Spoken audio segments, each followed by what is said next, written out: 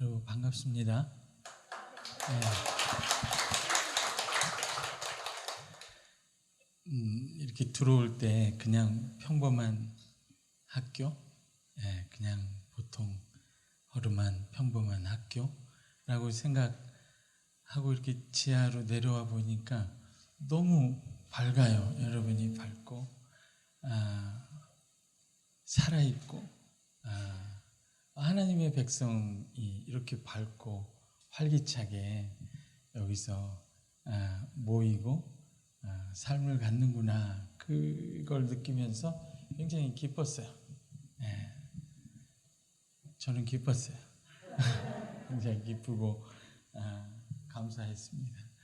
마치 이렇게 고목나무라도 거기에서 이렇게 새순이 돋고 생명이 이렇게 살아나서 펼쳐지는 것처럼 이곳에 이렇게 하나님 백성이 있다는 게 너무 감사하고 기쁩니다. 그리고 이렇게 함께 가는 교회, 여기는 나고자가 없는 교회죠. 그러니까 무조건 함께 가는 교회, 함께 가는 교회에 여러분과 함께 이렇게 하나님 앞에서 예배하고 말씀을 나누고 은혜 가운데 거할 수 있게 돼서 너무 그것도 좋습니다. 참 좋은 것뿐이네요. 아직도 우리 마스크 쓰고 있죠, 그렇죠? 소리 됐죠? 적당? 그럴까요?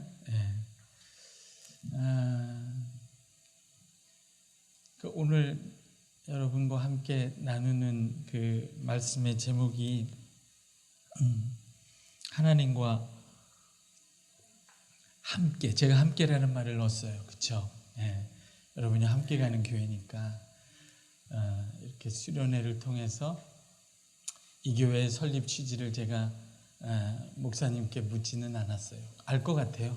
그냥 하나님과 함께, 서로 함께, 이웃과 함께 이렇게 함께 가는 교회이면 좋겠다, 그런 생각으로 제가 추측했어요. 맞을 것 같은데. 그래서 오늘은 하나님과 함께 하는 삶, 하나님과 함께 사귀는 삶, 그거에 대해서 좀 이야기를 하고, 다음 주에는 그 하나님의 사랑으로 서로 함께 하는 삶, 가족이든지 우리 믿음의 형제든지 이웃이든지 잃어버린 하나님이 찾으시는 사람들인지 함께하는 사랑의 삶에 대해서 이야기하면 우리 함께 사는 교회가 이렇게 하나님과 함께하고 이웃과 함께하고 더 온전해질 수 있지 않을까, 이런 생각을 했는데 잘한 것 같아요. 저는 그래서 한번 정말 함께하는 삶, 하나님과 사귀는 삶에 대해서 오늘 함께 얘기해 보려고 합니다. 우리 권사님 기도 정말 감사하고요. 저도 여러분하고 함께 말씀 나누기 전에 한번 기도하고자 합니다. 하나님, 살아계신 하나님, 저희를 저희 자신 속에 이 세상에 버려두지 아니하시고 함께해 주심을 감사합니다. 그 아들을 우리에게 보내주셔서 우리와 함께 하시는 아버지의 사랑을 알게 하셔서 감사합니다. 그 아들을 통해 성령 하나님 우리에게 보내주셔서 우리가 우리의 심령으로 우리 서로 공동체 안에서 하나님과 함께 살 수 있게 해주셔서 하나님 너무너무 감사합니다. 또 이 모든 믿음의 식구들, 가족들, 이 세상에 하나님이 주신 이 아름다운 것들과 함께 누리며 살게 해주셔서 하나님 감사합니다. 원하옵기는 하나님, 이 모든 것들을 우리와 함께 하시는, 함께 하기를 원하시는 우리 아버지 하나님과 더 깊이 친밀하게 모든 것을 나누며 함께하는 심령, 함께하는 우리 하나님과 성령님과 우리 주님과 함께 사는 귀한 삶이 되게 해 주옵소서. 내 삶이 하나님과 동떨어져 나 혼자 가는 외롭고 힘든 삶이 아니라 주님 안에서 주님과 함께 주님 손을 잡고 주님과 더불어 가는 복된 삶이 되게 해 주옵소서. 하나님, 우리는 어둠 가운데 살고 너무너무 불안전합니다. 정말 오늘 우리가 찬양한 것처럼 우리가 온전해지는 그날까지, 내가 온전해지고 우리 가족이 온전해지고 교회가 온전해지고 이 세상이 온전해지는 그날까지 함께 갈보리 언덕을 넘어 주께서 우리를 온전케 하시는 날까지 함께 갈 수 있는 귀한 은혜를 허락해 주옵소서. 우리를 인도하여 주옵소서. 성령 안에서 인도하여 주옵소서. 사랑과 진리 안에서 함께 갈 수 있도록, 끝까지 함께 갈 수 있도록 주여 우리를 붙들어 주옵소서. 하나님, 이 세상을 걸어가며 모든 비참한 일을 겪고 뜻하지 않는 환난을 겪는 심령이 있다면 주 앞에 내어놓고 위로받게 하여 주옵소서. 주님과 함께 주님의 지혜로 그 문제를 풀어갈 수 있도록 주여 함께 하시고 위로하시고 격려하시고 손잡아 인도하여 주옵소서. 우리의 자녀들을 불쌍히 여기시고 붙들어 주옵소서. 그들과도 함께 하여 주옵소서. 하나님, 우리가 찾아야 하고 돌아봐야 될 수많은 이웃들을 불쌍히 여기시고 저들과 함께 하기 위하여 우리를 보내시고 사용하여 주옵소서. 그러기 위하여 더욱더 하나님 주님과 함께하는 삶을 하기를 원합니다. 배우게 하시고 성장하게 하여 주옵소서. 감사하며 예수님의 이름으로 기도합니다. 하나님이 함께하는 삶인데, 하나님과 함께 하는 것과 하나님이 함께 하는 것은 좀 다르죠? 하나님이 우리와 함께 하세요. 우리가 못 느껴도. 그렇잖아요, 여러분. 내가 내 마음대로, 심지어는 하나님을 적대하고 저주하고 무시하고 멸시했어도 하나님은 우리와 함께 하셔서 우리를 부르셨어요.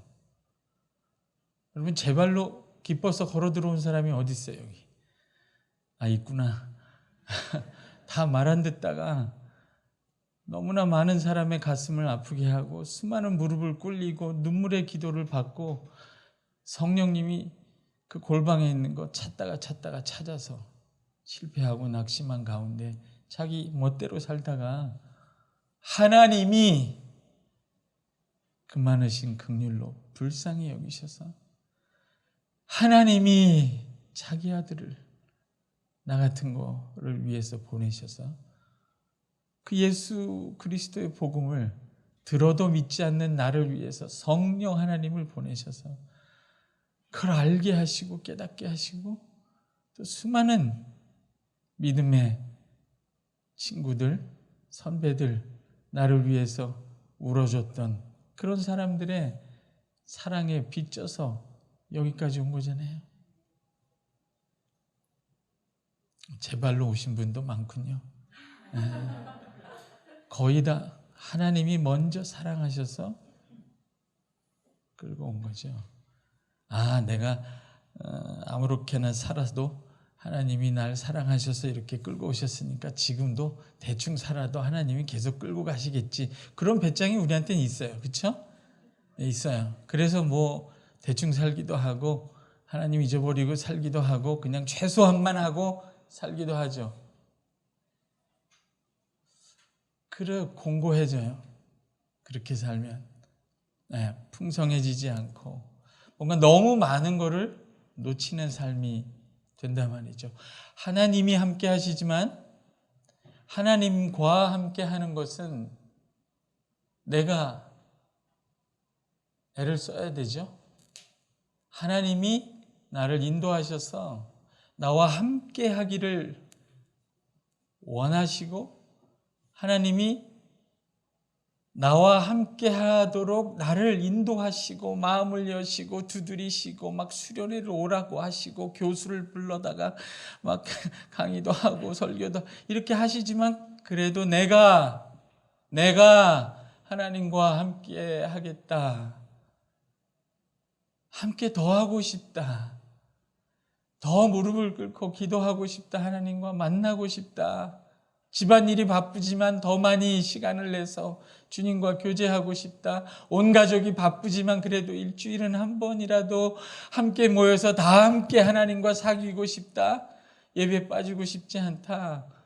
서로 모여서 말씀 공부하고 암송하고 묵상할 때 빠지지 않고 자꾸 하나님과 접촉하고 만나고 싶다. 그건 내가 좀 노력을 해야 되죠. 우리가 이제 아멘 하지만 대부분은 자발적으로 하는 경우가 많지는 않아요. 예, 다 환난 속에서. 여러분 설교 들어볼 때 설교자가 대충 해도요. 자기 멋대로 살다가 하나님 손을 놓쳐서 환난 가운데에서 곤고하게 남이 알지 못하는 고통 속에 들어가서 앉아서 설교를 듣고 있으면요. 그냥 아무 말이나 해도 하나님 말씀은 다 은혜가 돼요. 세 분만 그런 걸 경험하셨어요? 아닌 것 같은데 내가 볼 때는. 근데 왜 그거를 그렇게 폭풍 가운데에서 휘말려서 두드려 맞을 때만 하나님과 더 가까이 오셔야 하나요? 저도 이렇게 말하지만 마음에 찔려요. 나도 그렇구나. 평소에 더 하나님이 좋아서 그 삶이 더 풍요해서 그 삶이 더 온전하기 때문에 더 하나님께 가까이 가고 하나님을 만나는 삶을 내가 살 수는 없을까? 마지못해서 기본만 어쩔 수 없을 때 폭풍 가운데서만이 아니라. 왜 이게 필요하냐면요. 하나님은 여러분과 함께 하세요. 그는 은혜를 거두시는 법은 없어요. 그러나 내가 하나님과 함께 하는 것은 그러면 폭풍을 맞으시든가 아니면 그냥 평소에 더 하나님과 가까이 하나님과 사귀며 함께하는 삶을 애를 쓰든가. 선택이 좀 위협적인가요? 왜 처음부터 협박으로 가지? 아니요, 그런 건 아니에요, 여러분. 그냥 이게 너무 좋다는 거예요. 왜 그러냐면 여러분, 하나님이 나를 사랑하신다. 그건 변함이 없지만요. 하나님이 우리도 하나님을 사랑하고 하나님과 함께하는 것을 하나님이 원하시는 이유가 인격적이기 때문에 그래요. 하나님이. 짝사랑 해보셨어요? 짝사랑도 안 하고 태풍도 안 거치고 그냥 이 교회는 너무 평안하게 그냥 말씀만 해서 함께. 김봉곤 목사 얼마나 목회를 잘하셔서 아무런 문제가 없는 듯이 보이나. 인격이시기 때문에 하나님도 혼자 사랑하는 거를 심심해하세요. 그렇게 안 하세요. 사랑은 원래 상호적인 거예요. 그렇죠? 주고받게 되어 있어요. 우리가 얼마나 미련한 사랑을 하더라도 그 사랑을 하나님께 드릴 때 하나님 기뻐하시고 주고받는 거예요. 함께라는 말 자체가 주고받는 거잖아요. 서로 사랑을 주고받고 코이노니아 나누고 사귀고 함께하는 거예요. 그래서 하나님이 이걸 우리에게 요구하십니다. 원하세요. 너무.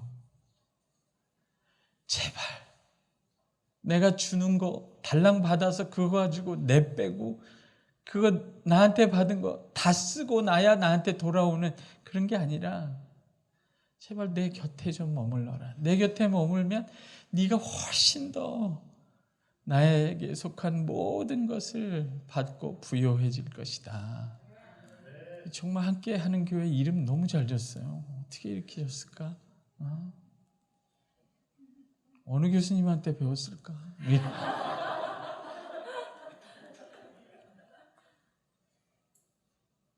갑자기 그런 시가 생각나네. 옛날에 그냥 다 생각나도 않네. 배를 깎으며라는 시예요. 아버지가 고3 된, 고2, 고등학생 된 아들, 여러분 중학교 2학년만 돼도요, 부모하고 얘기 안 섞어요. 말 안 섞으려고 그래요. 어디 같이 가려고 해요? 안 가요. 안녕히 다녀오세요. 따라오려고 그러면 왜 엄마가 아빠가 여길 왜 와? 우리 친구들이랑 가는데 말 잘 안 해. 거리가 멀어지잖아요. 그 시인이 배를 깎으며라는 시를 썼어요. 아들아 배 좀 먹어라. 그리고 와서 배를 깎는 거예요. 빨리 깎아요? 천천히 깎죠. 천천히 배를 깎아요. 가능한 한 최대한 천천히. 왜? 더 있고 싶어서. 같이 있고 싶어서. 이게 아버지 마음이 이런 거구나. 부모 마음이. 하나님 마음도 그렇습니다, 여러분. 고난, 우리가 당하는 모든 어려움, 사실 하나님께는 그게 뭐겠어요, 여러분? 홍해를 가르신 분이에요. 없는 것을 있게 하신 분이에요. 그냥 말이 아니라 그분은 부자예요. 아니, 말씀만으로 빛을 창조하신 분이 도대체 내 앞에 있는 홍해를 왜 못 가르시겠어요? 그게 문제가 되겠어요, 하나님한테? 그러니까 하나님의 문제는 우리가 우리 앞에 있는 홍해를 가르는 거는 우리의 문제인데 하나님께 문제가 안 되잖아요. 여기 보니까 다 똑똑하신 분들 같아. 너무 그건 분명한 일이에요. 대부분은 우리가 해결할 수 없는 것 때문에 고민하지만 하나님께는 그게 문제가 안 되죠. 그걸 너무 당연한 거죠. 우리의 골칫거리는 세상인데 하나님께는 그 세상이 문제가 안 돼요. 너무 쉬워요. 하나님의 문제는 뭘까? 배를 깎으며. 하나님의 문제는 우리예요. 우리가 더 하나님께 가까이 와서 하나님과 사귀고 나누고 함께하는 삶, 하나님의 모든 복을 부요함을 받지 못하고 홀로 사는 그것이 하나님께는 제일 고통이죠. 그래서 함께하는 이 삶이 얼마나 중요한가 하는 생각을 하게 됩니다. 하나님이 함께하는 것과 하나님과 함께하는 건 차이가 있다고 그랬죠? 그렇죠. 굉장히 큰 차이가 있어요. 여러분, 요한일서 1장 성경 있으세요? 5장 13절에 보면 요한이 이 편지를 쓴 목적을 이야기합니다. 요한이 이 편지를 쓴 목적을 얘기해요. 한번 읽어보세요. 5장 13절 다 같이 읽어볼까요? 시작. 내가 하나님의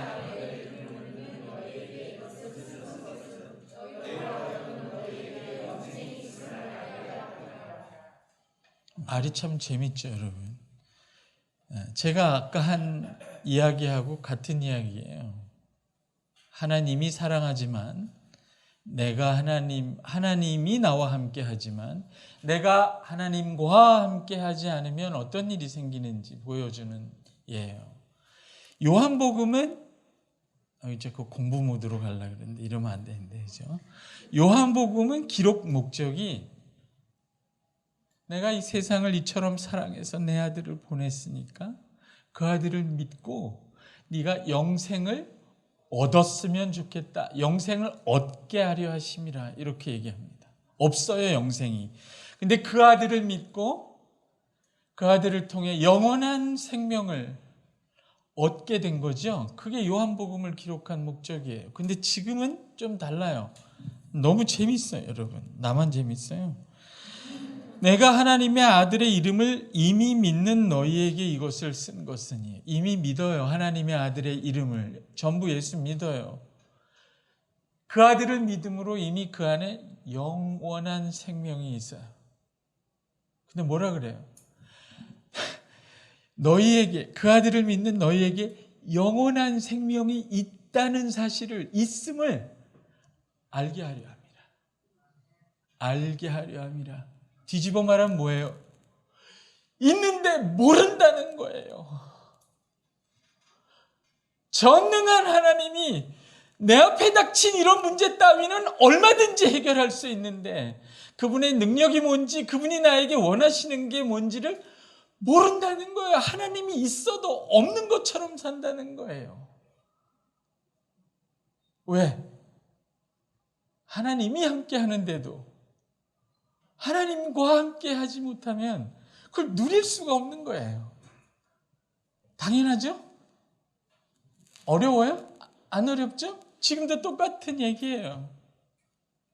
예수를 믿음으로, 그 아들을 믿음으로 이미 나에게 영원한 생명이 있습니다.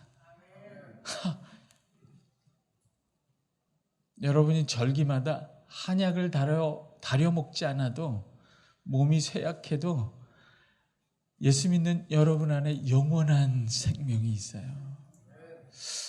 내 연봉은 너무 작아서 이번 명절엔 정관장도 못 사 먹을 거야. 그런 사람의 심령에도 그 예수 믿는 심령 안에 영원한 생명이 있어요. 여러분, 죽음을 이긴 영원한 생명이 있어요. 근데 지금 요한이 알게 하려 함이라 이렇게 얘기하잖아요. 왜 그래요? 모르기 때문에 그런 거예요. 이게요 가장 큰 비극이에요. 예수 믿는 우리가 예수가 누구인지, 예수 믿는다는 것이 무엇인지 모르는 채로 살아가는 것, 그것이 가장 큰 비극이에요. 왜요? 있어도 있다는 걸 확인하고 그것을 누리고 만지고 눈으로 보고 듣고 누리지 못하기 때문이죠. 사귐이 없는 거예요. 함께하지 못하기 때문이죠. 이게 얼마나 큰 비극인가요? 목사님이 저보고 점심 먹고 가라고 했는데 점심 때 뭐 드실지 모르겠어요. 맛있는 거죠? 네. 점심 먹기 전에 제가 빵을 하나씩 드릴게요. 여러분에게. 말이니까 손을 다 이렇게 보세요. 여러분 손에 저희 집사람이 빵을 좋아하는데 가장 맛있는 빵, 일산에서 최고의 빵을 하나씩 드릴게요. 자, 손에 드립니다. 받으세요? 드렸어요? 네. 와이파이 빵. 무슨 드렸어요? 손에 빵이 있어요, 여러분. 일산에서 최고의 빵이. 자, 여러분 손에 들려 있죠? 배가 불러요? 맛있어요? 그 빵을 먹었을 때 그 배부름과 기쁨이 얼굴 표정이 나와요? 왜 그럴까요? 안 먹었기 때문이죠. 내리셔도 돼요. 안 먹으면 그렇게 돼요. 어떻게 예수를 믿는데 기쁘지 않을 수가 있어요. 물론 슬플 때도 많지만 이게 놀라운 거예요. 그러니까 지금 보면은 요한일서 1장에 보면 이 요한일서를 쓴 요한이 사도들이 그렇게 증언하는 거죠. 여러 번 얘기해요. 요한은 굉장히 표현이 감각적이죠. 경험하고 체험하고 예수님 품 안에 있던 사람이에요. 베드로는 일꾼이야. 뭐 하면 튀어나가. 바다에 빠지든가 뭘 하든가 칼을 들든가 뛰어나가. 요한은 예수님 품 안에서 예수님을 보고 만지고 경험하고. 요한복음에서 요한이 예수님 보고 뭐라고 그래요? 독생하신 아들, 하나님 아버지의 품에 있다가 우리에게 오신 분이라고 그러잖아요. 그럼 어떻게 알았을까? 자기가 예수님 품 안에 많이 있어 본 거예요. 그러니까 하나님의 아들들이 아버지의 품 안에 있다가 오신 분이라는 것을 요한이 가장 명확하게 아는 거예요. 우리가 주목하여 1절에 보면 그렇죠? 들은 바요, 눈으로 본 바요, 주목하고 우리 손으로 만진 바라. 경험했다는 거잖아요.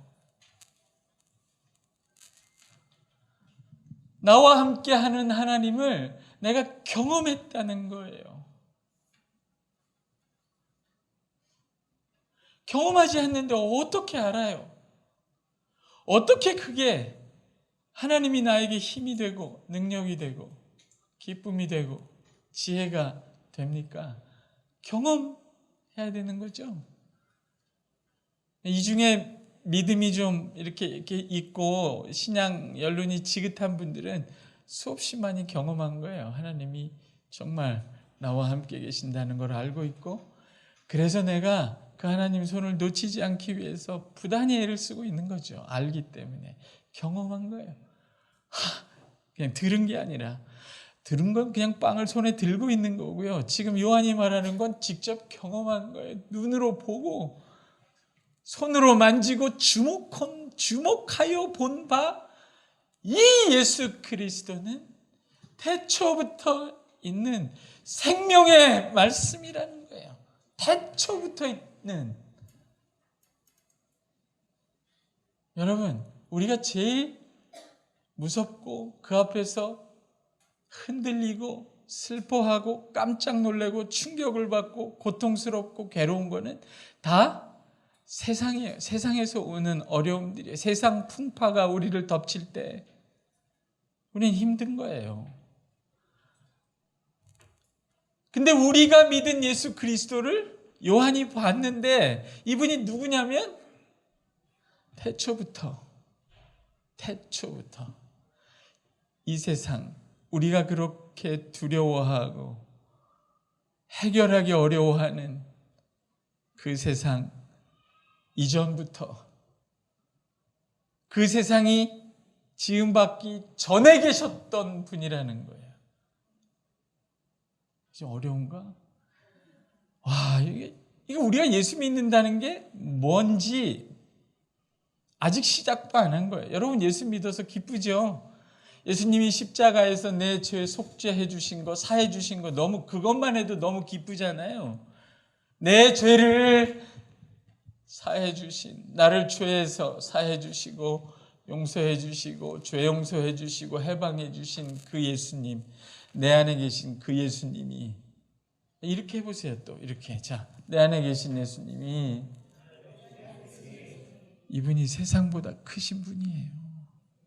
내리셔도 돼요. 여러분 안에 계신 예수님을 지금 요한이 봤는데 태초부터, 이 세상이 지음받기 전부터 계신 분이라는 거예요. 이게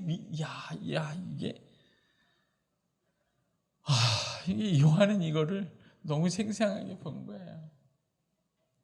제가 처음 예수 믿을 때 20대 그 어간의 초배 요한일서를 제일 사랑했어요. 그 중에 왠지 그냥 요한일서가 너무 좋았어요. 하나님의 사랑이 내 가슴에 물붓듯이 부어지던 그때, 하나님의 성령이, 그 사랑이 물붓듯 부어지던 그때, 하나님이 요한일서를 보고 깨닫게 하신 것 중에 하나가 4장 4절이에요. 한번 읽어볼까요? 4장 4절? 4장 4절 시작.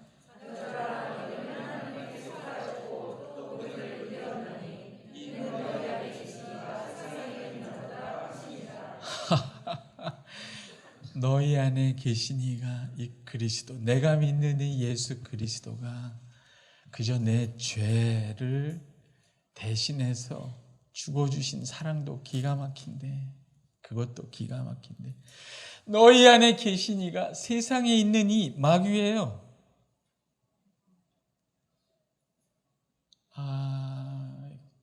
이 공부를 하면 안 되는데 자꾸 하나 더 읽어봐요. 5장 19절.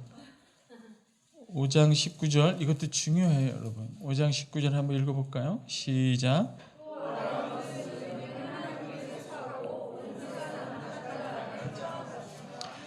예, 우리가 그렇게, 여기 일산도 아파트도 좋고, 나도 일로 이사 올까? 막 이런 생각도 드는데, 아파트도 좋고 아름답잖아요. 이 온 세상이 악한 자 아래 처해 있다, 이렇게 얘기해요. 이게 세상의 실체예요. 세상 아름답죠. 우리 자녀들도 세상에서 성공하고 잘 되면 좋겠죠. 온 세상이 악한 자 아래 처해 있다, 이렇게 얘기해요. 그 악한 자 마귀가 이 세상을 소유한 게 아니에요. 하나님이 안 줬어요. 잠시 제한적으로 악한 자 아래 놓여 있는 거예요. 그러니까 그 악한 자의 영향을 다 받는 거죠. 그 악한 자 마귀의 특징이 뭐예요? 거짓의 압이 거짓, 죄, 증오, 살인. 그게 악한 자의 특징이고요. 이 세상에 제일 흔한 게 거짓이에요. 거짓말, 죄, 증오, 살인. 네, 그게 이 세상의 특징이기도 해요. 악한 자 아래 잠시 놓여 있기 때문이죠. 네. 그 세상에 하나님이 자기 아들을 보내셨고, 요한이 그 아들을 보니 태초부터 있는, 이 세상 이전부터 있는 아들이라는 거예요. 세상보다 크신이에요. 이 세상을 잠시 장악하고 있는 악한 자 마귀보다 크신 분이고, 당연히 이 세상보다 크신 분이죠. 이 세상이 그로 말미암아 지은 바 된 그 말씀이신 그분이에요. 이거 어려운 건데 잘하시네요. 따라오는 건가? 의심이 들죠? 여러분 안에 계신 예수 그리스도가 여러분이 그렇게 어려워하는 이 세상보다 크신 분이에요. 그러면 여러분이 커요? 세상이 커요? 여러분이 커요. 여러분 안에 계신 분이 세상보다 크신 분이에요. 여러분. 저는 이 말씀이 20대 초반에 알아졌어요. 저는 두려움이 정말 많은 사람이었어요, 여러분. 이렇게 사람들 앞에서도 잘 못 설 사람이에요. 20대 때 결혼하는 게 두렵더라고요. 결혼 자체가 두려운 게 아니라 결혼식이 두려웠어요. 넥타이 매고 이 중간을 걸어가는 게 너무 무서워요. 그 정도로 두려움이 많은 사람이었어요. 너희 안에 계신 이가 세상보다 크니라. 이 말씀 때문에 그냥 유학 갔어요. 아무것도 돈도 없이. 내 안에 계신 분이 세상보다 큰데 내가 못할 게 뭐가 있어요. 세상이 작아 보이더라고요. 안 무섭더라고요. 사랑 안에 두려움이 없고 그 아들을 나에게 보내주신 그 아버지의 사랑이 내 안에 있었기 때문에 그 사랑이 두려움을 내어쫓는 거죠. 여러분 안에 두려움이 있죠? 이거 직장 쫓겨나면 어떻게 될까? 내 자식이 내 말을 안 듣고 지 길로 가버리면 어떡할까? 이러다 가정이 깨지는 거 아닌가? 이러다 창피를 당할 텐데, 다음 달에 돈이 없는데, 우리 안에 수없이 두려움이 있는데 그 두려움을 쫓아내는 것을, 무엇이 두려움을 쫓아낸다 그래요? 여기서 요한이. 또 읽어봐야 되나? 4장 몇 절이죠? 그거는 18절이에요. 다 읽어볼까요? 4장 18절 시작.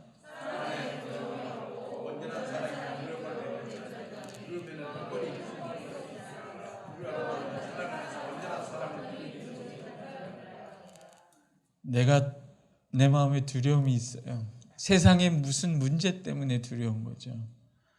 그 문제가 해결되면 내 두려움이 없어지나요? 또 와요. 다른 형태로.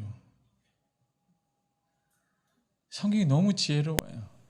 우리 안에 두려움을 몰아내는 것은 문제 해결이기도 하지만 무엇이 두려움을 내어쫓는다고요? 사랑이. 그 사랑은 어디서 와요? 그 아들을 나에게 주신 아버지의 사랑이에요. 하나님이 세상을 이처럼 사랑하사 독생자를 주셨으니. 독생자를 주셨어요. 여러분 받으셨어요? 예수님을 받으셨어요? 예수님이 여러분 안에 계세요? 그러면 거기에 그 아들을 주신 아버지의 사랑이 있는 거예요. 그 사랑이 내 모든 두려움을 내어쫓도록 그 사랑 안에 거해보세요. 아멘 잘하더니 왜 거해보세요. 사랑이 두려움을 내어쫓는구나. 아멘. 그래가지고는 그 어둠이 다 안 나가요, 여러분. 이걸 암송해보세요. 두려움이 나에게 밀려올 때마다 온전한 사랑이 두려움을 내어쫓느니라. 그 말씀 안에 거할 때, 그 말씀이 여러분 안에 거할 때, 그 말씀을 통해 아들이죠. 그 말씀을 통해 아버지의 사랑 안에 거할 때 그 사랑이 여러분 안에 있는 두려움을 내어쫓아요.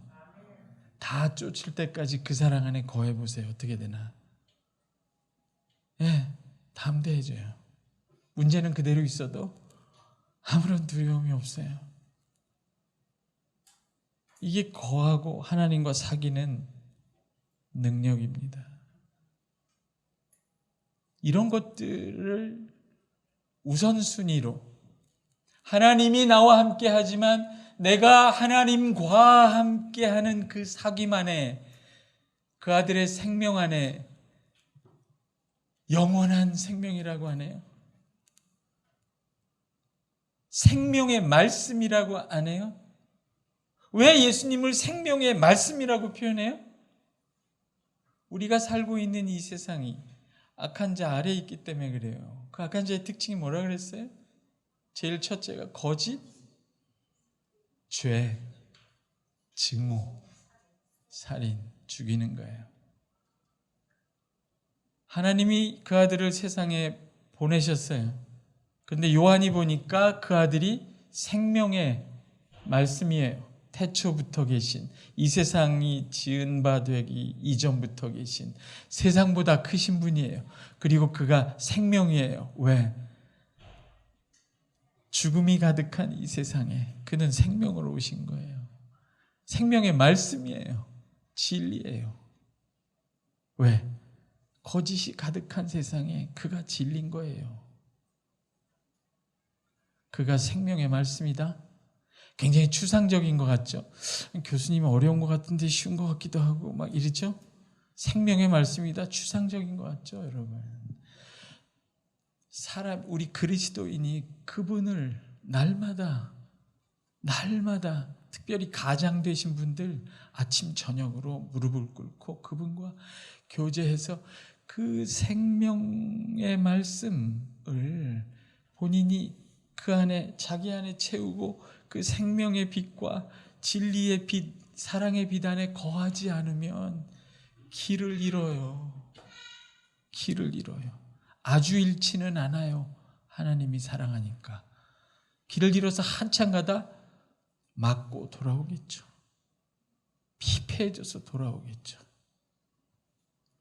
근데 협박은 아니에요. 그냥 사실이에요. 지난주에 제가 신학생 부부를 상담을 했어요. 제가 주례를 했는데 둘이 헤어지고 싶다고 AS를 해달라고. 그 주례를 안 하고 싶어. 이제 앞으로는 힘들어요. 신학까지 하고 평생 교회를 다닌 아이들인데 이 세상에 나가니까 너무 힘든 거예요. 30대가 얼마나 힘들어요, 여러분. 한 번도 부모 해본 적도 없고 남편 해본 적도 없고 아내 해본 적도 없고 사회에 나가서 돈을 벌어서 자리가 잡힌 것도 아니고 그러니까 가장 중요한 것부터 하지 않고 급한 것부터 하는 거예요. 돈이 있으면 되겠구나. 자기 지혜로 돈을 만드는 방식을 따라가는 거죠. 엉망이 돼요. 엉망이. 하나님이 사랑하지 않아요? 그들을? 사랑하니까 또 데려왔죠. 나한테 데려와서 또 얘기를 하고 제자리로 돌려놓는 거죠. 그러나 하나님과 함께 하지 않을 때 우리 인생이 얼마나 쉽게 망가지는가, 여러분. 쉽게 망가져요. 그리스도인도 쉽게 망가져요. 심지어는 어쩌면 그렇게 어리석은 판단을 했을까 싶을 정도의 판단을 해요. 돈이 자꾸 없으니까 30대가 돈이 많이 제일 드는데 제일 돈이 없는 때예요. 참 힘들어요. 네. 30대 해보신 분들 아시죠? 지금은 좀 지긋하니까 괜찮죠. 어렵죠. 어느 얘기까지 하냐? 난 신학 공부까지 했는데 그런 얘기까지 할 줄 몰랐어요. 어느 게임 업체인데 돈을 한 300~400만 원 정도 수업료를 주면 게임을 가르쳐주고, 그 친구는 게임도 잘 못하는 애예요. 그걸 가르쳐주고 게임 업체에 일을 하면서 큰 돈을 벌 수 있다고 얘기하더라. 그걸 해보겠다는 거예요. 여러분 얼굴도 한심하다 이런 표정 있잖아요. 저는 얼마나 한심했겠어요. 거짓에 쉽게 속아요. 생명의 말씀이라고 하지 않아요? 그 말씀 안에 거하지 않으면 쉽게 거짓에 속아요. 그렇게 빙빙 돌다가 이제 한 달에 갚아야 되는 이자만, 빚이 쌓였죠. 이자만 200만 원이래. 다시 돌아오는 수밖에 없죠. 자기가 수고하고 땀 흘린 노동에 의해서 그것 이외에 그저 한탕 벌겠다는 생각을 버려라. 그건 성경에 없는 생각이다. 갑자기 땅값이 생각이 나죠. 그저 땅값 한꺼번에 확 올라서 나머지 다 갚을 테니까, 수 있으니까 지금은 마음껏 쓰자. 그런 생각을 버려라. 그런 건 성경에 없어요. 진리를 잃으면 사람은 금방 길을 잃어요. 죽게 되었어요. 그 가정이. 생명이신 생명의 말씀이라고 하네요. 여러분, 이 세상 안에 악한 자가 다스리는 이 세상에 가장 특징적인 게 거짓. 뭐라고 또? 거짓, 죄, 증오, 그냥 미워하는 거예요. 잘해도 미워하고 잘하면 더 미워해요. 증오, 살인, 어떻게든지 죽이겠다는 거예요. 이런 가득한 세상에 하나님이 그 아들을 생명의 말씀으로 보내셨다는 거죠. 그래서 그 사람의 어떤 그리스도인이든 우리는 사실은 내가, 그러니까 이런 경우였어요. 제가 트리니티에, 미국의 그 시카고에서 공부를 했는데, 한 번은 지금도 조금 이렇게 졸리신 분이 있을 것 같기도 한데, 제가 원래 이렇게 조용조용 이렇게 강의하지 않았어요. 설교도 이렇게 안 했는데, 제가 나이가 들고 좀 철이 들다 보니까 조용해졌는데, 학생들은 다 기억해요. 그 박사과정 때 예배를 드리는데 정말 졸렸어요. 그래서 이렇게 꼬박꼬박 졸고 있었는데 어떤 할아버지가 와서 설교를 하고 있었는데, 조는 중에 갑자기 어느 한마디가 딱 마음에 박혔어요. 그 말이 무슨 말이었냐면, 그 사람의 크기와 그 사람의 영광, 그 사람이 누리는 그 사람의 크기와 그 사람의 영광은 그가 알고 있는 예수 그리스도의 크기와 영광에 비례한다. 내가 알고 있는 예수님의 크기와 영광만큼 나는 산다는 거예요. 교회도 마찬가지예요, 여러분. 그 교회의 크기, 얼마나 큰 교회인가, 그 교회가 얼마나 영광스러운 부요한 교회인가는 그들이 알고 있는 예수 그리스도의 크기와 예수 그리스도의 부요함과 영광에 정확히 비례한 거예요.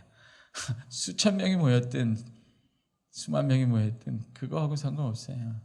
그리스도를 아는 만큼이에요. 이게 어디서 오는 거예요? 하나님을 알고 사귀는 데서 오는 거죠. 오늘 권사님 기도하신 대로 그대로예요. 너무 그 말이 저한테 가슴에 와서 확 박힌 거예요. 이런 위대한 말을 하는 사람이 누군가 눈을 번쩍 떠서 딱 보니까 존 스터트 할아버지였어요. 존 스터트라는 분이 있죠. 복음지. 처음부터 들을 걸. 여러분도 처음부터 들을 걸. 근데 코이노니아가 중요하단 말이에요. 내가 알고 있는 이 그리스도가 얼마나 놀라운 능력인가는 그걸 경험하고 누리는 사람들의 것이에요. 왜 세상을 이기시고 세상보다 크신 분을 갖고 있는 우리가 세상에 치여 살아야 되나? 이게 왜 이런가 말이에요, 여러분. 네? 하나님과 함께 하나님을 사귀는 거죠. 더 깊이 그분을 알아갈 때 이게 놀라운 우리에게 은혜와 능력이 되는 거죠. 그래서 3절 4절에 보면 이것을 강조합니다. 우리가 또 3절 제가 읽을게요. 우리가 또 보고 들은 바를 너희에게도 전함은 너희로 우리와 사귐이 있게 하려 함이라. 우리의 사귐은 아버지와 그 아들 예수 그리스도와 함께 함이라. 여러분, 사귐. 우리의 사귐은 우리의 만남은이 아니라 갑자기 우리의 사귐은 그 아들과 아버지와 함께 함이라. 이게 원래 인간이 예수를 믿든 믿지 않든 모든 인간이 누리도록 되어 있는 사귐이에요. 모든 사람이, 하나님이 창조하신 모든 사람이 원래 이런 사귐 안에서, 이런 가장 온전하고 완전한 사귐 안에서 영원한 생명과 아버지의 사랑을 누리게 되어 있는 거예요. 그 아들과 아버지와 함께함이라. 아들, 아버지, 함께함, 아들, 아버지, 성자, 성부, 성령은 어딨나? 요 아들, 아버지와 함께하게 하신 분이에요. 성령은. 하나님. 인간이 원래 여러분 삼위 하나님 아들, 영원한 생명이잖아요. 그 영원한 생명을 누리며 아버지의 사랑 안에서 그 생명과 사랑을 함께 나누고 사귀며 살게 돼 있어요. 그리스도인, 크리스찬만이 아니라 모든 인간이 그렇게 지음받았단 말이죠. 그게 에덴 동산이에요.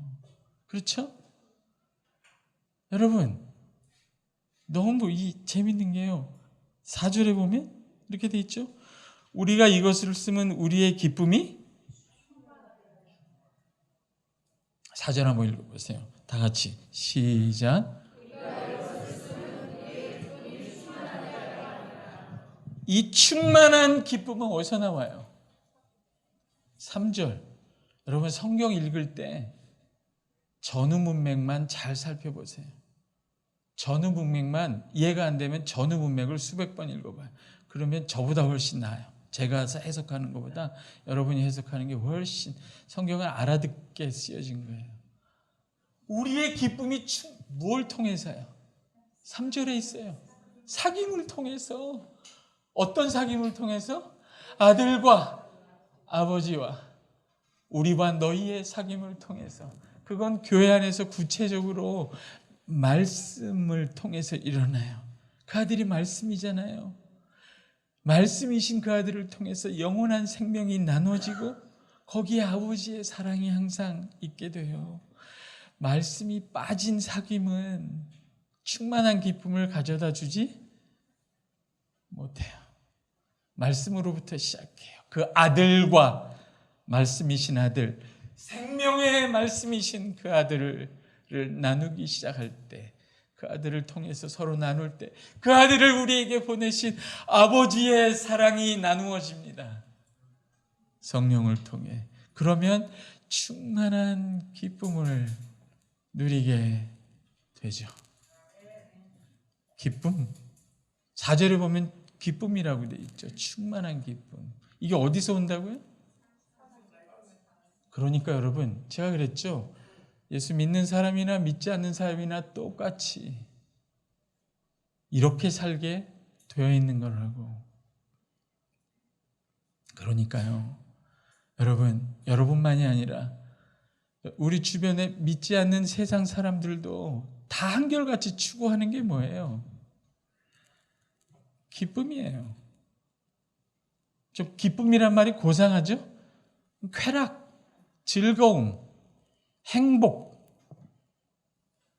그거 추구하지 않는 사람이 있어요. 저는 너무 경건해서 기쁨은 추구하지 않습니다. 저는 즐거움은 필요 없습니다. 저는 그저 그런 사람이 있어요. 여러분, 하나님이 이 세상을 원래 즐거움을 위해 창조하셨어요. 창조하시고 나서 보시기에 좋았더라. 인간도 이런 행복과 기쁨을 추구하며 살게 돼 있어요. 기쁨은요, 최고의 가치예요. 무엇을 하든지 그걸 함으로써 내가 기쁨을 누리기 위해서 하는 거죠. 그 기쁨이 수단이 되지 않아요. 기쁨은 최고의 가치예요. 하나님이 세상을 창조한 목적이에요. 그리스도인의 목적이 뭐예요? 영원토록 하나님을 즐거워하는 거예요. 인상 피세요. 영원토록 하나님을 즐거워하는 거예요. 그게 하나님이 우리를 지으신 목적이에요. 근데 그 즐거움, 기쁨은 어디서 온다고요? 이게 열쇠예요. 이게 하나님이 여기다가 함께 가는 교회를 지으신 목적이에요. 기뻐하라고. 기쁨이 어디서 온다고요? 사귐. 세상 사람들이 그걸 알까요? 모를까요? 고맙습니다. 알까요? 모를까요? 압니다. 본능적으로 알아요. 함께 가는 교회에 나오지 않아도 기쁨은, 인생의 기쁨과 만족은 사귐에 있다는 걸 알아요. 세상 사람도. 왜요? 하나님이 그렇게 지으셨기 때문에 그래요. 그거를 어떻게, 어떤 기쁨을 위하여, 어떤 사귐을 통해 자기가 만족할지를 모르거나 생각이 왜곡되어 있거나 세상에 그런 생각이 주는 생각으로 방법이 잘못됐지만, 인간은 누구나 최고의 만족이 사귐에서 온다는 사실을 알아요. 알고 있어요. 세상 사람들을 보세요. 왜 그렇게 여러분 자녀들한테도 그렇게 하죠. 왜 이렇게 미친 듯이 공부를 할까요? 좋은 대학 가려고. 왜? 좋은 직장 가야죠. 왜? 좋은 연봉 받아야죠. 높은 연봉. 왜? 집 사야죠. 일산에. 평수 큰 걸로 사야죠. 왜? 자동차도 사야죠. 왜? 그러면 이런 사람 봤어요? 청년 중에 열심히 서울대 나오고 해서 의사 되고 돈 많이 벌어서 일산에 제일 큰 평수 사서 아파트에 평생 혼자 살아야지. 그런 사람이 있어요? 그거는 고문이죠. 알아요, 자기네들도. 여러분, 요즘에 청년들이요, 어른들 말을 안 듣고 공부 열심히 하지 않는 이유가 이런 데 있어요. 우리 어머니 아버지 보니까 돈 많이 벌어서 좋은 집 사서 큰 집 사서 좋은 연봉으로 잘 사시는데 맨날 싸우는 거예요. 안 행복해, 하나도. 그럼 얘들이 어떻게 생각하냐면,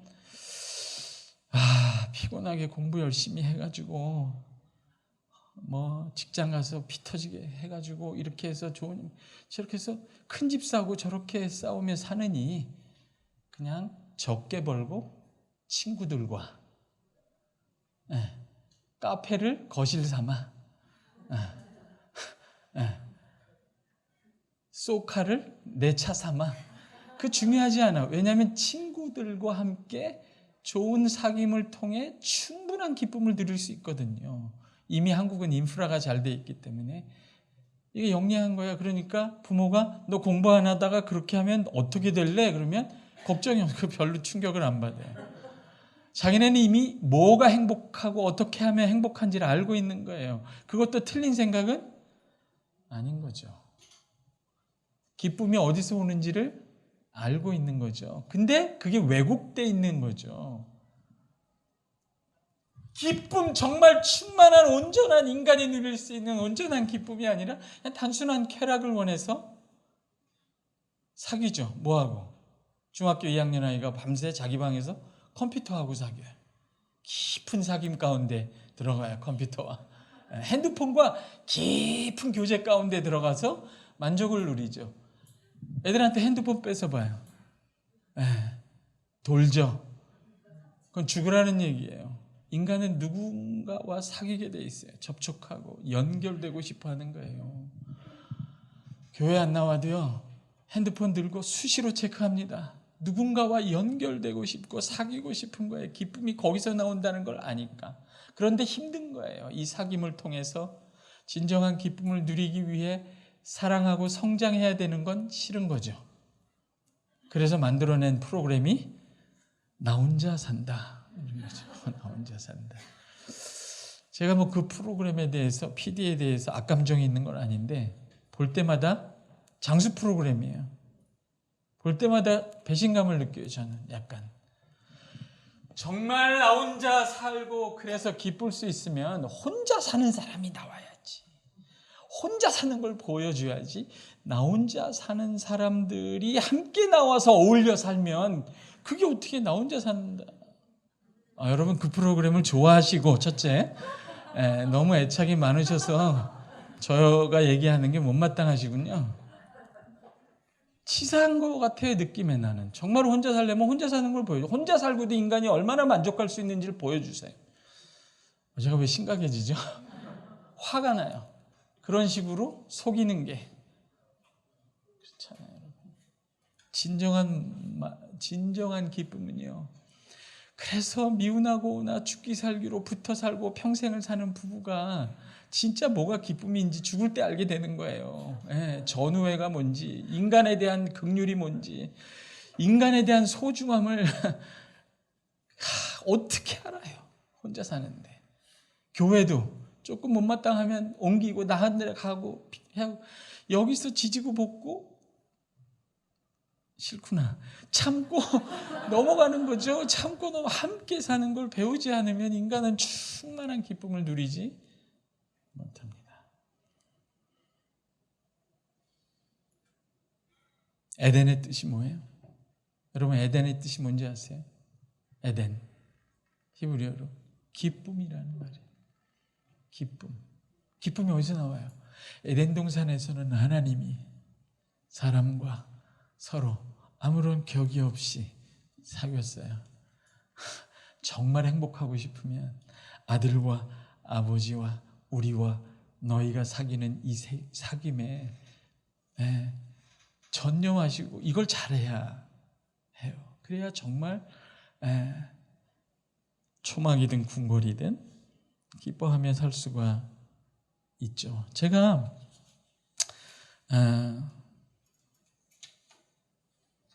책을 읽다가 18세기의 어떤 수도사의 글을 읽었는데 너무 감동했어요.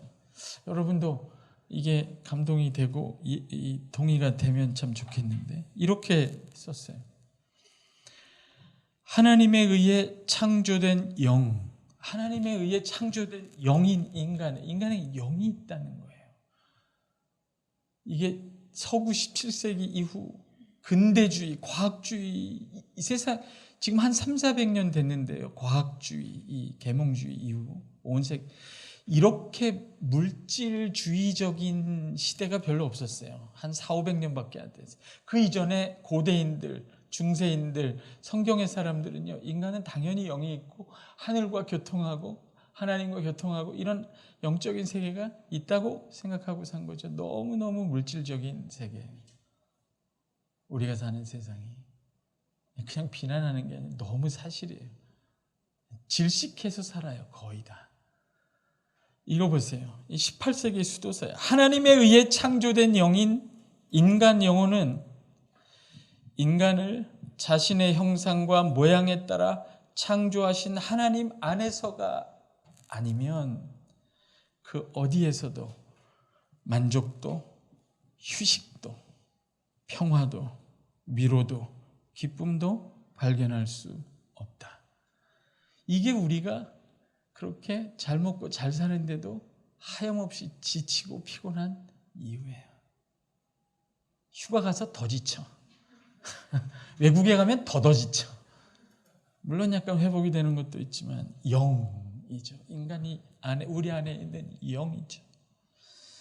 하나님으로부터 한 번 분리된 사귐이 끊어진 인간 영혼은 하나님 영인 인간이 하나님과의 사귐이 끊어져서 영이신 하나님께로부터 오는 그것들, 생명, 은혜, 진리, 영광, 사랑, 희망, 기쁨 이런 것들을 하나님께로부터 우리 영이 받지 못하면 우리의 영은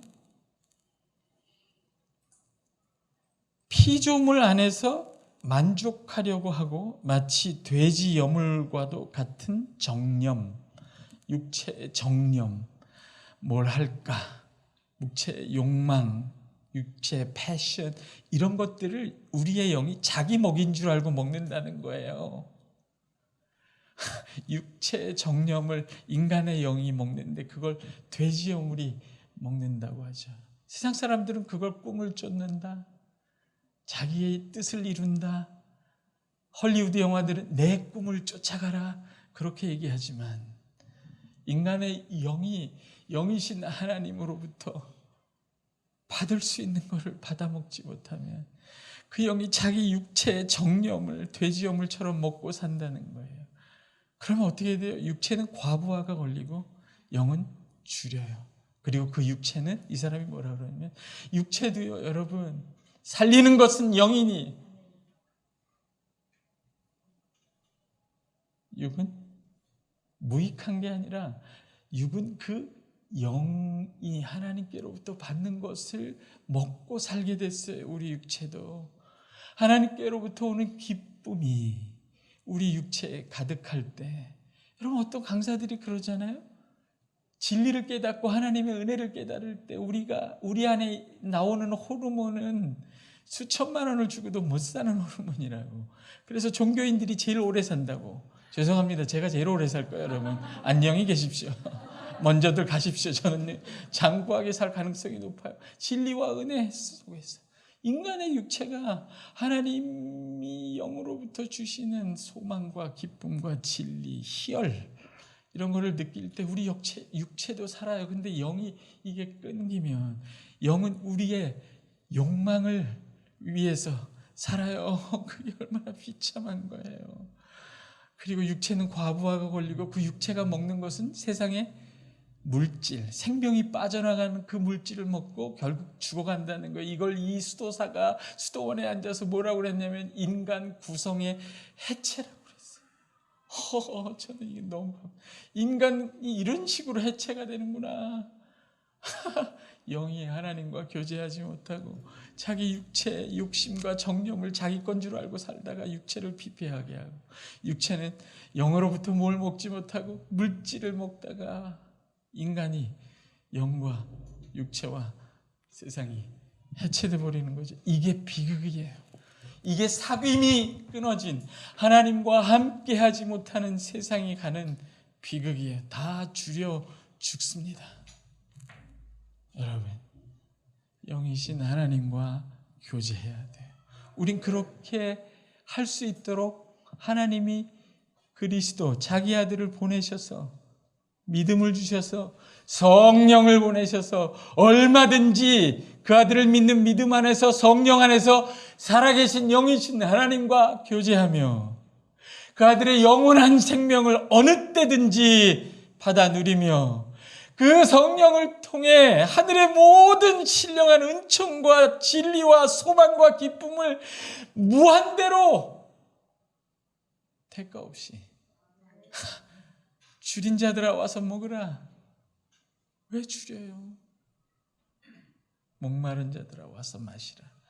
얼마든지 우리에게 거저 주십니다. 무릎을 꿇으시고 믿음으로 하나님을 바라보세요. 달라고 하세요. 그 안에 머무세요. 주십니다. 그게 우리의 특권이에요. 하나님과 함께 할 수 있는 특권. 겉으로가 아니라 우리의 심령으로 믿음을 통해 영이신 하나님이 우리 영에 부어주시는 생명과 사랑, 은혜와 진리, 이걸 마음대로 직접 누릴 수 있는 거예요, 여러분. 이게 교회의 특권이에요, 여러분. 예수 믿는 여러분, 성령 안에 예수를 믿어서 성령이 그 안에 거하는 모든 그리스도인의 심령이 누릴 수 있는 놀라운 특권이에요. 하나님과 교제할 수 있는 특권. 여러분이 찬양할 때 마음이 기쁘지 않습니까? 하나님의 말씀을 들을 때 마음이 뜨거워지지 않습니까? 기도하며 아버지라고 부를 때 성령님이 파도처럼 여러분의 심령에 밀려 들어오지 않습니까? 그 안에 거하세요. 거하시라고요. 그래서 여러분의 영이 채워져야 돼요. 그분의 사랑으로 채워져야 돼요. 그분의 사랑이 여러분의 영을 만져서 그 안에 있는 두려움을 쫓아내야 두려움이 없어져요. 그 아들의 생명이, 그 영원한 생명이 하나님과 교제를 통해 여러분의 심령에 채워져야 이 세상에 부족한 것 때문에 굶주리고 헉헉대지 않을 수 있습니다, 여러분. 이렇게 하지 않으면 어떻게 돼요? 이런 실제적인 진짜 하나님과 교제하는 각 사람이 집에서 가족들과 함께 교회에서 겉으로 하는 게 아니라 진짜 우리 안에서 하나님과 신령한 교제, 함께하는, 나와 함께하는 하나님과 내가 함께하는 이 교제를 내가 하지 않으면 어떻게 돼요? 요한일서 1장 5절 한번 읽어볼까요? 시작.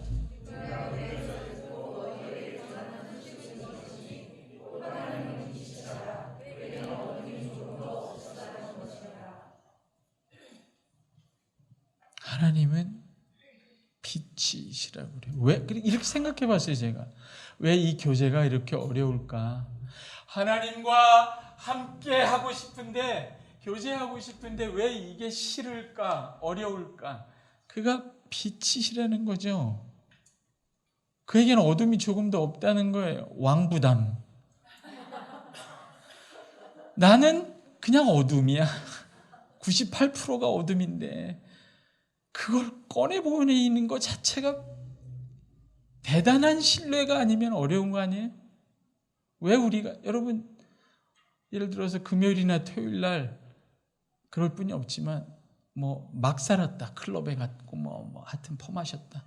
그 주일날 오면 김봉근 목사님 눈을 마주치고 싶어요? 저 뒤에 앉았다가 빨리 가고 싶죠. 안 마주치고 싶어요. 왜 그래요?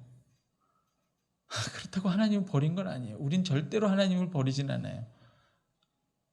그냥 어둠이 익숙하고 좋고 그 어둠을 끌고 하나님 앞에 나오는 거는 부담스럽기 때문에 가능한 출석부만 찍고 크게 마주칠 일 없이 하나님과 살고 싶은 거죠. 이게 사귐이 어려운 이유입니다. 말이 얼마나 험해요. 하나님은 빛이시라 어둠이 조금도 없으시니라. 아이고, 난 틀렸다. 느낌이 들죠. 그러니까 여러분, 하나님과 사귀려면 이게 있어야 돼요. 한번 따라해보세요. 겸손. 겸손이라는 건요, 내가 윗자리에 있는데 밑으로 내려간다 이런 뜻이 아니에요. 그냥 자기 자리에 가는 거예요. 원래 내 위치로 가는 거예요. 5절에서 말한 것처럼 하나님이 빛이시다라고 할 때 나는 뭐예요 그러면? 네? 한번 따라합시다. 하나님은 빛이십니다. 저는 어둠이에요. 내 생각도 어둠이고 내 감정도 어둠이고 내 의지도 어둠이에요. 하나님 그 빛을 내게 비춰주세요. 하나님은 빛이시고 제가 어둠이 맞습니다. 이렇게 고백을 해야 하나님과 사귐이 시작되는 거죠. 겸손함이죠. 진정성이에요. 하나님이 의사가, 여러분 의사 앞에 갔는데 의사가 그러면 옷을 좀 벗어보세요. 그럼 안 벗어요? 끝까지 버텨요? 그런 거나 마찬가지죠. 진정성이 있어야 되고 이 전제가 있어야 돼요. 이게 말이 쉽죠? 우린 다 이렇게 생각하기 때문에 하나님과 사귐이 어려워요. 하나님, 제 생각이 맞아요. 하나님, 이거 죄 아니에요, 하나님. 하나님, 내가 이렇게 느끼는 거는 맞아요. 저거 용서받을 수 없는 거예요, 하나님. 이렇게 우기죠. 아니면 하나님이 내가 사는 어두움에 들어와서 사셔도 괜찮은 정도의 분이라고 생각하고 살죠. 그러다 환난을 당해요. 그러다 깨달아요. 아, 하나님은 나와 같지 않은 분이구나. 아, 이건 죄가 맞구나. 그날이 옵니다. 하나님은 어둠이 아니세요. 근데 문제는 우리가 어둠인데 하나님과 사귀어야 되는 거죠. 이 문제를 풀지 못하면 6절에 현상이 일어납니다. 하나님과 사귐이 있다고 어두운 가운데 행하게 되면 거짓말하고 위선이죠. 위선.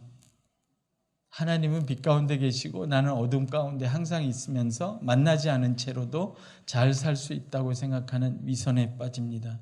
8절에는 만일 우리가 죄가 없다 하면 스스로 속이고 진리가 우리 속에 있지 아니할 것이요. 이거는 나는 죄를 져도 구원은 받았으니까 죄를 짓지만 이건 죄가 안 돼. 이렇게 속이는 거죠. 스스로. 기만하는 거예요. 이걸 오래 하게 돼요. 하나님과 사귀지 않으면. 그걸 가만히 놔두면 어떻게 되는지 아세요?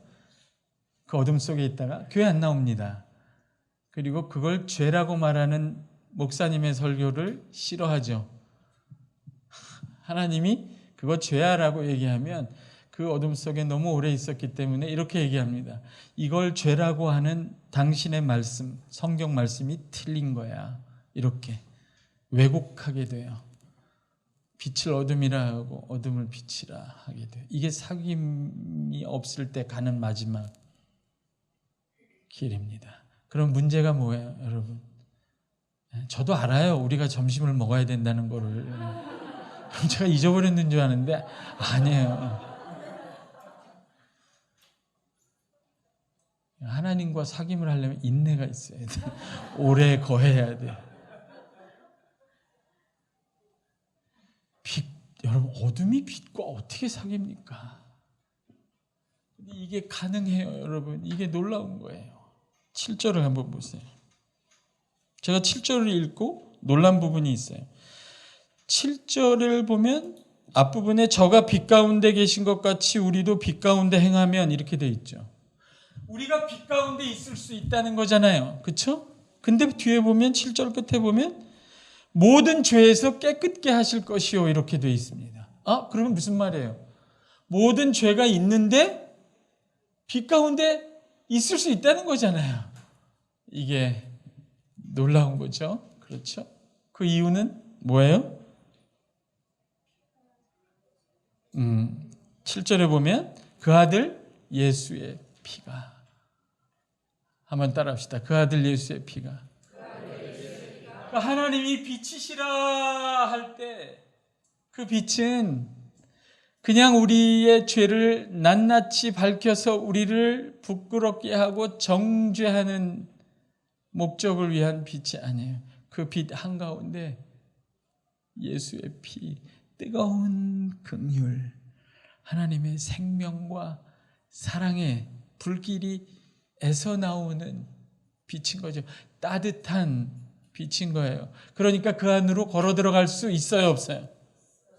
원래 수련회를 이런 데서 하는 게 아니었죠, 원래. 그렇죠?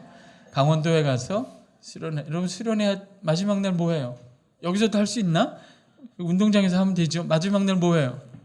캠파이어. 그렇죠? 울고불고 막 기도하고 나와가지고 막 캠파이어 불 같은 거예요.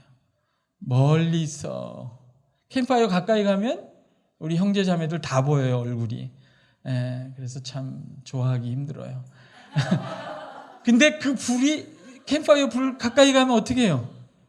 다 보이지만 따뜻해요.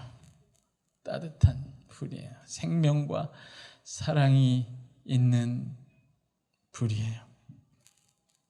그러니까 여러분 이거 보세요. 하나님은 빛이시다 그러면 굉장히 부담스럽죠.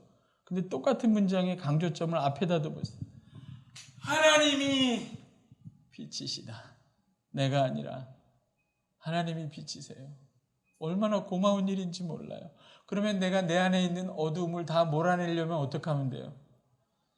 나는 빛이 아니에요. 빛이 너무나 되고 싶지만 빛이 아닌 거예요. 내 생각이나 지혜롭지 못하는 내 생각이나 내 생각에서 나오는 다 어리석음이에요.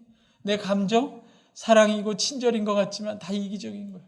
내 의지, 뭐가 선한 게 있어요? 98%가 죄질 생각이에요. 나는 어둠이에요. 그리고 이 세상도 어둠이에요. 하나님이 빛이에요. 여러분 안에 있는 어둠을 여러분이 어떻게 몰아낼 수 있어요? 여러분 안에 있는 두려움, 분노, 연약함, 죄, 어떻게 몰아내요? 어떻게 나는 내 안에 있는 어두움을 몰아낼 수 있을까요, 여러분? 간단하죠? 간단해요. 이 불을 다 꺼볼까? 아니, 놔두세요. 껐다고 생각해봐요. 어떻게 나는 내 안에 있는 어두움을 몰아낼까요? 내가 어둠 속에서 대책회의를 할까요? 어둠에서 이단 협착기를 해요? 뭘 해요? 어둠 속에서 청소를 해요? No. 왜 영어가 나오지? 아니에요. 내가 내 어둠을 몰아낼 수 있는 방법, 그냥 빛 가운데 서 있는 거예요. 그걸 구절에서 자백하면이라고 표현하는 거예요. 원문은 말씀에 따라 내가 말하면, 예, 하나님은 빛이시고 저는 어두움입니다. 따라해 보세요. 예, 하나님이 오르시고 제가 틀렸습니다. 그 자백이에요. 그리고 그 빛 가운데 버티고 서 있는 거죠. 그 하나님의 빛, 사랑, 생명의 빛이 내 생각과 내 의지와 내 감정과 내 온몸을 채울 때까지 그냥 거기 서 있는 거예요. 빛이 비치면 내가 그렇게 힘들어하던 내 어둠은 사라지기 시작해. 스가랴가 한 얘기예요. 힘으로도 안 되고 능으로도 안 되고 오직 여호와의 신으로 되느니라. 얼마나 신비하고 얼마나 쉽습니까, 여러분? 우리가 우리의 어둠, 우리의 약점, 이 어둠을 어떻게 몰아내냐고요? 그냥 빛이신 하나님 안에 서 있으세요. 서 있으세요. 그 빛과 함께 그 아들의 생명과 아버지의 사랑이 쏟아져요. 그냥 서 있어요. 내 안에 거하라. 너희는 내 안에 거하고 내가 너희 안에 거하게 하라. 해보세요, 여러분. 지금 밖에 비가 오나요? 네, 끝났어요, 여러분. 기뻐하세요. 밖에 비가 와요? 모르겠어요. 여러분 여기서 드디어 설교 끝났다, 신난다, 그래 확 나갔다가 운동장에 나갔다가 비 오는구나 그러고 확 들어오면 비에 젖어요? 안 젖습니다. 잠깐이면 그렇게 안 젖어요. 누가 비에 완전히 젖을까요? 그 아래 오래 서 있는 사람. 제가 어렸을 때 우리 동네에는 공터가 있었는데 요즘은 다 PC방으로 가지만 학원으로 가지만 그땐 공터가 가방 던지고 공터로 가는 거죠. 겨울에 구슬치기 막 하고 그럼 몸이 추워져요. 그럼 어떻게 해요? 어렸을 때 기억이 나요. 이 벽에 햇빛에 달아 있거든요. 거기 가서 이렇게 딱 버티고 있어요. 한 10분만 이러고 있어도 몸이 다시 따뜻해요. 빛이시고 생명이시고 사랑이신 하나님 안에 거해보세요, 여러분. 오래 거해보세요. 그래서 이런 결론이 나옵니다. 나는 거룩하지 않아. 죄가 많아. 내 마음엔 너무 복잡해. 지금 하나님 안에 거하고 하나님과 사귈 준비가 안 돼 있어. 이렇게 말하는 사람들 많아요. 교회 나오라 그러면 다 정리하고 나온다. 정리가 안 돼요. 여러분, 거룩은 제 책에 기록했어요. 제가 깨닫고.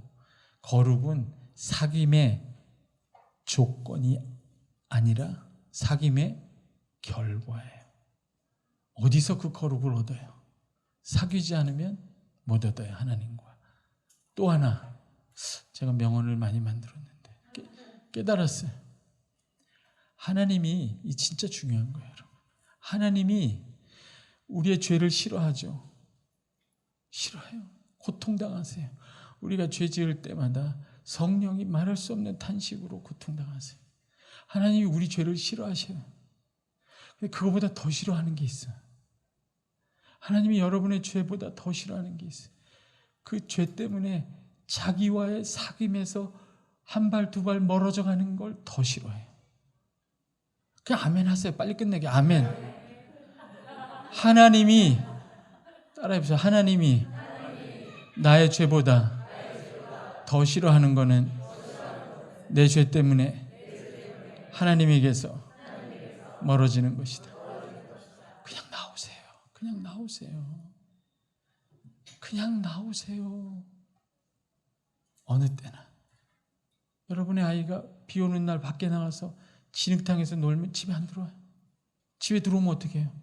어머니 죄송합니다. 4살짜리가 어머니 옷 다 덮여서 죄송합니다. 이래? 그냥 엄마 손에 붙잡혀서 어디로 가요? 목욕탕으로. 가서 어떻게 해요, 엄마는? 씻겨. 아이는 뭐해? 그냥 가만히 붙잡혀 있는 거예요. 씻겨. 코도 휙 풀고 목도 닦고 그 다음에 옷도 새로 입혀줘요. 이게 사귐의 비밀이에요, 여러분. 하나님이 해주셔요. 그 안에 거하면 돼요. 오래 거하세요. 누가 그러면 하나님의 빛, 생명과 사랑에 가장 충만한 사람이 될까? 우리 중에서 함께 교회에 속해 있는 이 성도 중에서 누가 하나님의 빛과 사랑과 생명에 가장 충만하고 그 빛과 생명과 사랑을 나타내는 사람이 될까? 누가? 신학 박사가? 목사님이? 누가? 그 안에 오래 버틴 사람이. 그냥 그 안에 오래 거하세요. 제가 이런 글을 하나 썼는데 읽고 잠깐 기도하고 그리고 마치 제목이 너의 어둠을 밟으며 라는 글이에요. 너의 어둠을 밟으며. 날마다 가르쳐 주신다. 부족해도 가르쳐 주신다. 더럽고 추해도 가르쳐 주신다. 어리석어도 빛을 비추신다. 말씀의 빛 가운데 서면 그 빛 안에서 있는 그대로 그 말씀의 중심으로 걸어 들어가면 거기서 그분은 긍휼의 빛, 거룩한 진리의 빛으로 따뜻하게 죄인을 맞으신다. 비추시고 밝히시고 싸매신다. 얼마든지 가르쳐 주신다. 한 걸음씩 한 발자국씩 너의 어둠을 밟으며 그분께로 가라. 말씀의 등불을 켜고 그 어둠 속을 가라. 조금씩 어두워도 조금씩 그 빛을 따라 가라. 그분이 비추신다. 그분이 가르쳐 주신다. 얼마든지 그분의 풍성함을 부어주신다. 그분은 빛이시다. 그분은 사랑이시다. 그가 빛 가운데 계신 것 같이 우리가 서로 사귐이 있고 그 아들 예수의 피가 우리를 모든 죄에서 깨끗하게 하실 것이요. 아멘. 기도하겠습니다. 여러분 수고하셨는데 듣느라고 수고하셨어요. 이 시간에 함께 잠시 기도하겠습니다. 하나님, 내 영이 그저 무엇을 먹을까 세상을 헤매고 헛된 사귐을 따라 헤매지 않고 내 영이 하나님의 영을 만나 하나님의 모든 풍성한 신령한 것을 말씀과 성령을 통해 날마다 풍성하게 누리도록 하나님과 혼자 그리고 함께 열심히 교제하는 그런 한 해, 그런 걸 연습하는 귀한 삶이 되게 하여 주옵소서. 내 마음에 무너진 단을 세우게 하여 주옵소서. 바쁘다는 핑계로 외면했던 하나님과의 교제를 거기 서서 나를 기다리시는 하나님, 그 하나님의 손을 잡고 그 하나님 품에 뛰어들게 하여 주옵소서. 더 열심히 말씀을 묵상하고 더 깊이 기도 가운데 하나님을 만나 하나님의 그 영적인 생명이, 사랑이 나를 통해 가족과 가정과 직장과 사회로 흘러가는 그런 영적인 사람이 되게 해 주옵소서.